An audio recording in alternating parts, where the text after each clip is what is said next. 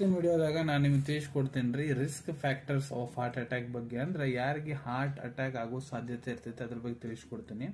So ನೋಡ್ರಿ, ಒಂದೇದು ಸಿಡೆಂಟ್ರಿ life style. ಯಾರ್ದು life style ಸರಿ ಇರಂಗಿಲ್ಲ, ಒಳ್ಳೆ ಆಹಾರ ಇರಂಗಿಲ್ಲ, ವಿಹಾರ ಇರಂಗಿಲ್ಲ, ಬರಾಬರಿ ನಿದ್ರೆ ಇರಂಗಿಲ್ಲ, ಫಿಸಿಕಲ್ ಆಕ್ಟಿವಿಟಿ ಒಟ್ಟ ಇರಂಗಿಲ್ಲ, ಅಂದ್ರೆ ವ್ಯಾಯಾಮ ಏನು ಒಟ್ಟ ಮಾಡಂಗಿಲ್ಲ ನೋಡ್ರಿ, ಅವ್ರಿಗೆ ಹಾರ್ಟ್ ಅಟ್ಯಾಕ್ ಆಗೋ ಸಾಧ್ಯತೆ ಆಗುತ್ತೆ.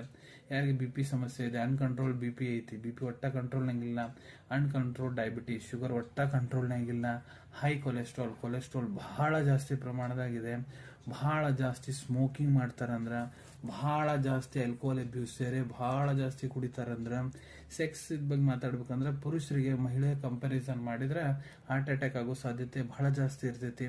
ಇಲ್ಲ ನೀವು ಬಹಳ ಜಾಸ್ತಿ ಓವರ್ ವೇಟ್ ಅದಿರಂದ್ರ, ತೂಕ ಬಹಳ ಜಾಸ್ತಿ ಐತಂದ್ರ, ಇಲ್ಲ ಬಹಳ ಜಾಸ್ತಿ ಸ್ಟ್ರೆಸ್ ತೊಗೊಂತೀರಂದ್ರ, ಇಲ್ಲ ನಿಮ್ಗೆ ಸ್ಲೀಪ್ ಆಪ್ನೆ ಸಮಸ್ಯೆ ಐತಂದ್ರ.